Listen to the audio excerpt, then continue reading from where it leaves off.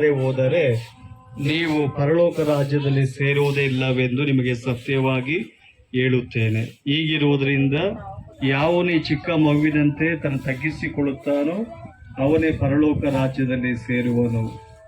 ಇದಲ್ಲದೆ ಯಾವನಾದರೂ ನನ್ನ ಹೆಸರಿನಲ್ಲಿ ಇಂಥ ಒಂದು ಚಿಕ್ಕ ಮಗುವನ್ನು ಸೇರಿಸಿಕೊಂಡರೆ ನನ್ನನ್ನು ಸೇರಿಸಿಕೊಂಡಂಗಾಯಿತು.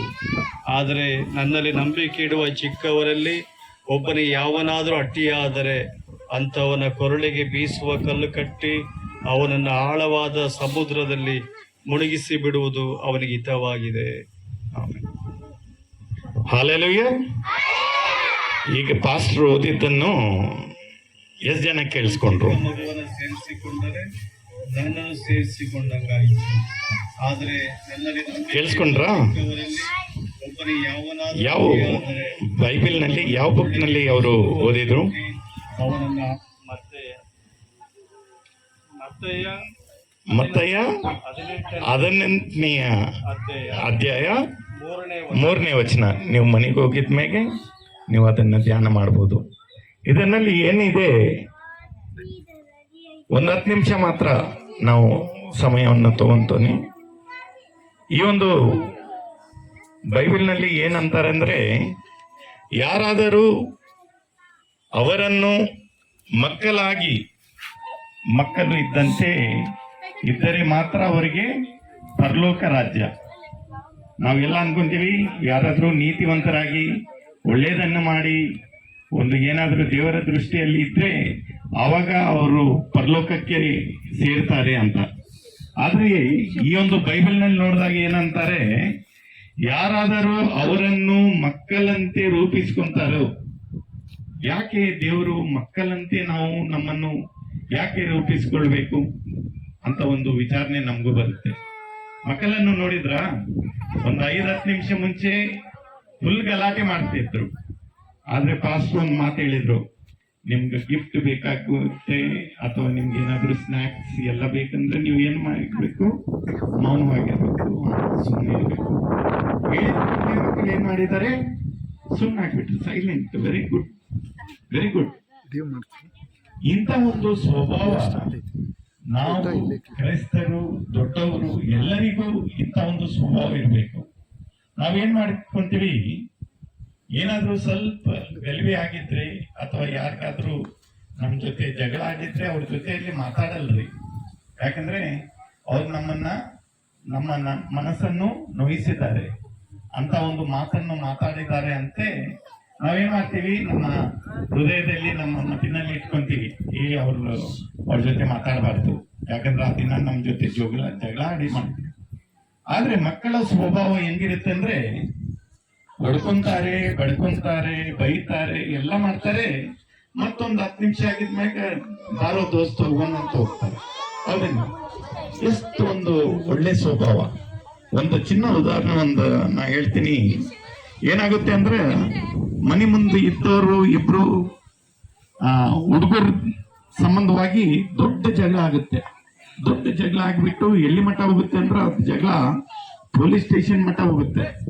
ಪೊಲೀಸ್ ಸ್ಟೇಷನ್ ನಲ್ಲಿ ಹೋಗಿ ಈ ಪೈಕಿ ಅವರು ಆ ಪೈಕಿ ಅವರು ಅಲ್ಲಿ ಹೋಗಿ ಇಲ್ಲಿ ಹೋಗಿ ಜಗಳಾಡಿ ಪೊಲೀಸ್ ಕಂಪ್ಲೇಂಟ್ ಕೊಟ್ಟಾಗ ಇನ್ಸ್ಪೆಕ್ಟರ್ ಬಂದು ಕೇಳ್ತಾನೆ, ಎದರ ಸಂಬಂಧ ಬಂದಿರಿ ಇಲ್ಲಿಗೆ ಅಂದ್ರೆ ಅವ್ರು ಅಂತಾರೆ, ಸರ್ ನಾವು ಬಾಜು ಮನೆಯವ್ರಿ, ನಮ್ಮ ಹುಡುಗರದು ಜಗಳನಿಂದ ನಾವು ಇಲ್ಲಿ ಬಂದೇವಿ, ನೋಡ್ರಿ ಹಿಂಗಾಗೈತಿ ಹಂಗಿಂಗಾಗತ್ತ. ಅವ್ರ ಬಗ್ಗೆ ಇವ್ರ ಬಗ್ಗೆ ಮಾತಾಡ್ತಿದ್ರು. ಅವಾಗ ಪೊಲೀಸ್ ಕೇಳಿದ್ರು, ಇದೆಲ್ಲ ಇಷ್ಟು ದೊಡ್ಡ ಜಗಳ ಆಗೈತಲ್ಲ, ಯಾರ ಬಗ್ಗೆ ಎಲ್ಲದಾರ ಹುಡುಗರು ಅಂತ ನೋಡಿದ್ರೆ ಆ ಹುಡುಗರು ಇಬ್ರು ಸೇರಿಬಿಟ್ಟು ಹೊರಗೆ ಆಡ್ತಾ ಇದ್ದಾರೆ. ನೋಡ್ರಿ ಎಷ್ಟು ಒಂದು ಒಳ್ಳೆ ವಿಷಯ. ಇದನ್ನಲ್ಲಿ ನಮ್ಗ ನಗು ಬರಬಹುದು, ಆದ್ರೆ ಇದನ್ನಲ್ಲಿ ತಿಳ್ಕೋವಂತ ಭಾವನೆ ಏನಂದ್ರ, ಮಕ್ಕಳಂತೆ ನಮ್ಮ ಜೀವನದಲ್ಲಿ ಇರಬೇಕು. ಯಾಕಂದ್ರ ಇತ್ತೀಚಿನಲ್ಲಿ ಇಷ್ಟು ನಮ್ಮ ಜೀವನ ಏನಾಗುತ್ತೆ ನಮ್ಗೆ ಗೊತ್ತಾಗಂಗಿಲ್ಲ. ಸಣ್ಣ ಮಕ್ಕಳನ್ನು ನೋಡ್ಬೇಕು, ಇಲ್ಲಿ ಗಮನ ಇಟ್ಟೆವು. ಹಲ್ಲೆಲೂಯಾ. ಎಲ್ಲರೂ ಇಲ್ಲಿ ಇದ್ದೀರಾ? ಯಾರ್ಯಾರು ಇಲ್ಲಿ ಇಲ್ಲ ಕೈ ಎತ್ತಿರಿ. ಎಲ್ಲರೂ ಇಲ್ಲೇ ಇರಬೇಕು, ಒಂದು 10 ನಿಮಿಷ ಮಾತ್ರ. ನೋಡ್ರಿ, ದೇವರು ಯಾಕೆ ನಮ್ಮನ್ನು ಮಕ್ಕಳಂತೆ ಇರಬೇಕು, ಅವರ ಸ್ವಭಾವವನ್ನು ನಾವು ತಗೋಬೇಕಂದ್ರ, ಮಕ್ಕಳ ಸ್ವಭಾವ ಹೆಂಗಿರುತ್ತೆ ಅಂದ್ರ, ಅಷ್ಟರಲ್ಲೇ ಆ ಕೋಪ ಇರುತ್ತೆ, ಅಷ್ಟರಲ್ಲೇ ಜಗಳ ಇರುತ್ತೆ, ಮತ್ತು ಪ್ರೀತಿ ಪ್ರೇಮ ಅವ್ರ ಮನಸ್ಸಿನಲ್ಲಿ ಎಂತ ಒಂದು ಏನಂತಾರೆ ದೋಷ ಅನ್ನೋದು ಇರಂಗಿಲ್ಲ. ಎಷ್ಟು ಚಲೋ ಮಾತಾಡ್ತಾರೆ. ನಮ್ಮ ಕ್ರೈಸ್ತರು ಆಗಲಿ ನಮ್ಮ ಜೀವನದಲ್ಲಿ ನಾವು ಒಂದು ವಿಚಾರಣೆ ಏನಿರ್ಬೇಕಂದ್ರ ನಾವು ನಮ್ಮ ಜೀವನವನ್ನು ಮಕ್ಕಳಂತೆ ಬೆಳೆಸ್ಕೋಬೇಕು. ಯಾಕಂದ್ರೆ ದೇವರಂತಾನೆ ನೀವು ಎಲ್ಲರೂ ಏನಾದ್ರೂ ನಿಮ್ಗೆ ಪರಲೋಕ ಬೇಕಾಗಿದ್ರೆ ನೀವು ನಿಮ್ಮ ಸ್ವಭಾವವನ್ನು ಹೆಂಗಿರ್ಬೇಕಂದ್ರೆ ನಮ್ಮ ಸ್ವಭಾವ ಮಕ್ಕಳಂತೆ ಇರಬೇಕು. ಮಕ್ಕಳಂತೆ ಇದ್ರೆ ಮಾತ್ರ ನೀವು ಎಲ್ಲಿಗೆ ಸೇರ್ತೀರಿ? ಪರಲೋಕಕ್ಕೆ, ಸ್ವರ್ಗಕ್ಕೆ ಸೇರ್ತೀರಿ ಅಂತ. ಎಲ್ಲಾರು ಸ್ವರ್ಗ ಬರ್ಬೇಕಂತಲ್ರಿ? ನಾವು ಎಷ್ಟೆಲ್ಲ ಕಷ್ಟಪಡೋದು ಎಲ್ಲ ಏನಂದ್ರ ಸ್ವರ್ಗಕ್ಕೆ ಹೋಗ್ಬೇಕು, ಪರಲೋಕ ಸೇರಬೇಕು ಅಂತ. ನಾವು ಎಲ್ಲರೂ ಪರಲೋಕದಲ್ಲಿ ಸೇರಬೇಕಾಗಿದ್ರ ನಮ್ಮ ಮನಸ್ಸನ್ನು ಚಿಕ್ಕ ಮಕ್ಕಳಂತೆ, ಚಿಕ್ಕ ಮಕ್ಕಳು ಒಳ್ಳೆಯ ಗುಣ. ನೀವು ತಂದೆ ತಾಯಿ ಮಾತು ಕೇಳಬೇಕು. ಈಗ ಪಾಸ್ಟರ್ ಅವ್ರನ್ನು 4 ದಿನ ನಿಮ್ಗೆ ಒಳ್ಳೆಯ ಪಾಠಗಳನ್ನು ಕಲಿಸಿದಾರಲ್ಲ, ಎಲ್ಲ ಏನಂದ್ರೆ ಎಲ್ಲ ಸತ್ಯವನ್ನು ಮಾಡಬೇಕು, ಸತ್ಯ ಹೇಳಬೇಕು, ತಂದೆ ತಾಯಿ ಮಾತು ಕೇಳಬೇಕು. ದೊಡ್ಡವರು ಏನಾದ್ರು ಹೇಳಿದ್ರೆ ಅವ್ರ ಮಾತನ್ನು ನಾವು ಕೇಳಬೇಕು. ಹೇಳ್ತೀರಾ?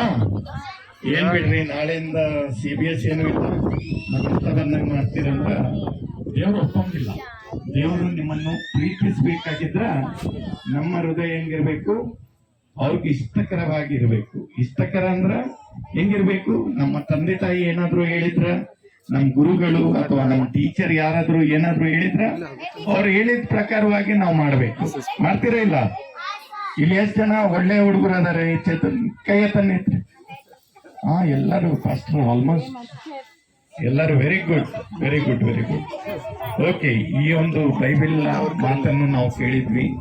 ಏನಿರುತ್ತೆ ಅಂದ್ರ ನಾವು ನಮ್ಮ ಜೀವನದಲ್ಲಿ ಯಾವಾಗ್ಲೂ ಎಂತ ಒಂದು ಕಷ್ಟವಾದ ಪರಿಸ್ಥಿತಿ ಬಂದ್ರೂ ಯಾವಾಗ್ಲೂ ಸುಳ್ಳು ಹೇಳಿಕ್ ಹೋಗ್ಬಾರ್ದ್ರಿ. ಅಥವಾ ಯಾರಿಗಾದ್ರೂ ಒಂದು ಏನಂದ್ರ ದ್ರೋಹ ಬಯಸಬಾರ್ದು, ಅವ್ರಿಗೆ ಹಾನಿ ಬಯಸಬಾರ್ದು.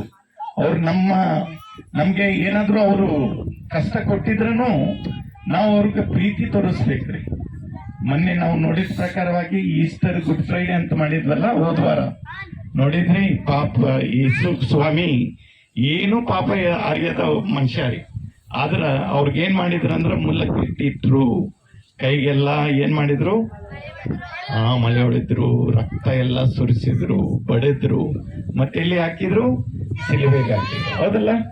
ಯಾಕೆ ಅವ್ರಿಗೂ ಅಷ್ಟು ಕಷ್ಟ ಕೊಟ್ಟಿದ್ರಂದ್ರ ನಾವು ತಿಳಿದೇ ಅಂತ ಇರುವಂತ ತಪ್ಪುಗಳನ್ನು ಅವ್ರ ಮೇಲೆ ಹಾಕೊಂಡ್ರು ಅಲ್ಲ.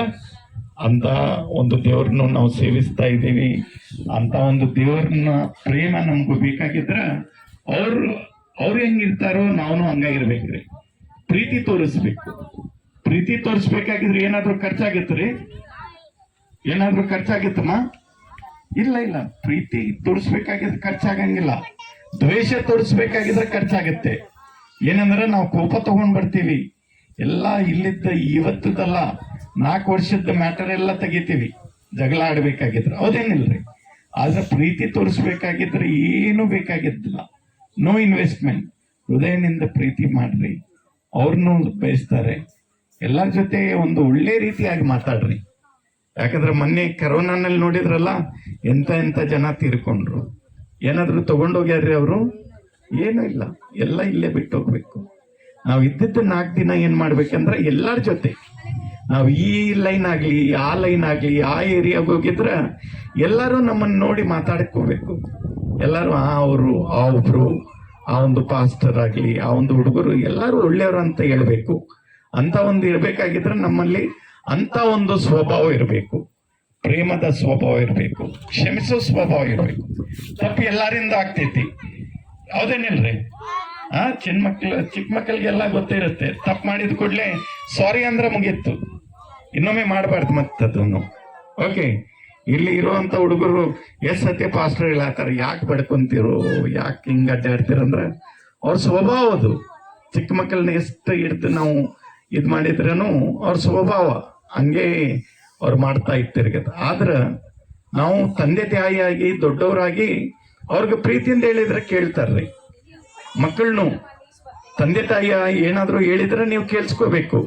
ಗುರು ಏನಾದ್ರು ಪಾಸ್ಟರ್ ಅವ್ರು ಏನಾದ್ರು ಹೇಳಿದ್ರೆ ನಾವು ತಿಳ್ಕೋಬೇಕು. ಅವ್ರು ಹೇಳಿದ ಪ್ರಕಾರವಾಗಿ ನಡೆಸಿದ್ರೆ ದೇವರು ನಿಮ್ಮನ್ನು ಪ್ರೀತಿಸ್ತಾರೆ.